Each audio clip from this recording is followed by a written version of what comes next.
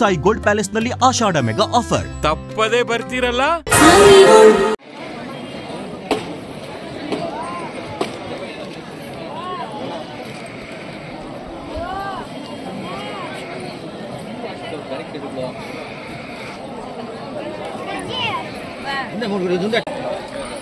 अभी उन्होंने ताले बॉक्स का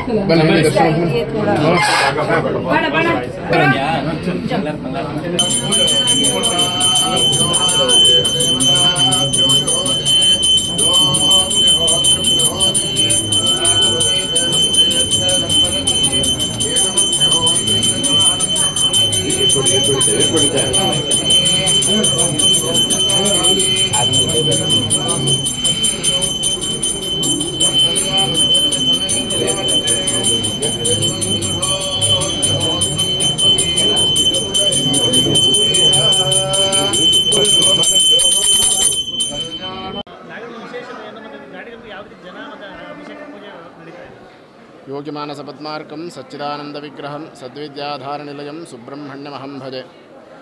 ಪ್ರತಿ ವರ್ಷದಂತೆ ಈ ವರ್ಷವೂ ಕೂಡ ಮಂಗಳವಾರ ನಾಗರ ಪಂಚಮಿ ಬಿದ್ದಿರೋದು ತುಂಬ ವಿಶೇಷವಾದಂತಹ ದಿನ.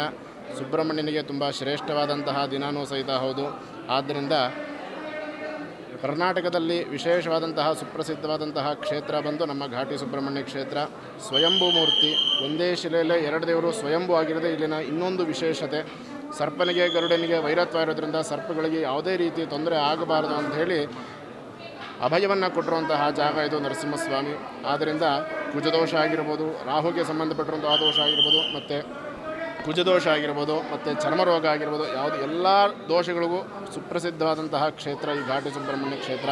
ಅಂತಹ ಕ್ಷೇತ್ರದಲ್ಲಿ ಇವತ್ತಿನ ದಿನ ನಾಗರ ಪಂಚಮಿ ಅಂಗವಾಗಿ ಪ್ರಾತಃ ಕಾಲ ಬ್ರಾಹ್ಮಿ ಮುಹೂರ್ತದಲ್ಲೇ ಸ್ವಾಮಿಗೆ ಪಂಚಾಮೃತಾಭಿಷೇಕ, ಕ್ಷೀರಾಭಿಷೇಕ, ಮಹಾಮಂಗಳಾರತಿ ಎಲ್ಲ ನೆರವೇರಿ ಬೆಳಗ್ಗಿನ ಜಾವ 4 ಗಂಟೆಯಿಂದನೇ ಭಕ್ತ ಸಾಗರ ತುಂಬ ಹರಿದು ಬರ್ತಾ ಇರೋದ್ರಿಂದ ಎಲ್ಲ ಭಕ್ತಾದಿಗಳಿಗೂ ಅನುಕೂಲವಾಗುವಂತಹ ವ್ಯವಸ್ಥೆಗಳನ್ನು ಮಾಡಿಕೊಂಡಿದ್ದೀವಿ.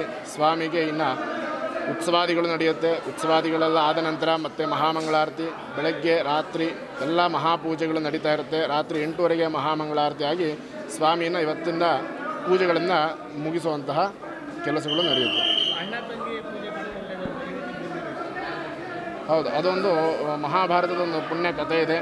ಆ ಒಂದು ಉದಾಹರಣೆ ತಗೊಂಡು ಅಣ್ಣ ತಂಗಿಗೆ ಒಂದು ಬೆನ್ನು ತೊಳೆಯುವಂತಹ ಕಾರ್ಯಕ್ರಮ ಮಾಡಿದ್ರೆ ಅದರಲ್ಲಿ ಮತ್ತು ಮುತ್ತೈದೆಯರು, ಹೆಂಗಸರು ಮತ್ತು ಕುಮಾರಿಯರು ಎಲ್ಲ ಹುತ್ತಕ್ಕೆ ಹಾಲು, ತುಪ್ಪ, ಭತ್ತದಗಳನ್ನು ಹಾಕಿ ಅವರ ಜನ್ಮ ಜನ್ಮಾಂತರದ ಮಾಂಗಲ್ಯ ಭಾಗ್ಯವನ್ನು ಕಾಪಾಡಲಿ ಮತ್ತು ಜನ್ಮ ಜನ್ಮಾಂತರದ ಸರ್ಪದೋಷಗಳೆಲ್ಲ ಪರಿಹಾರ ಆಗಲಿ ಅಂತ ಆ ಸುಬ್ರಹ್ಮಣ್ಯನಲ್ಲಿ ಪ್ರಾರ್ಥನೆ ಮಾಡುವಂತಹ ತುಂಬ ಒಳ್ಳೆಯ ವಿಶೇಷವಾದಂತಹ ದಿನ.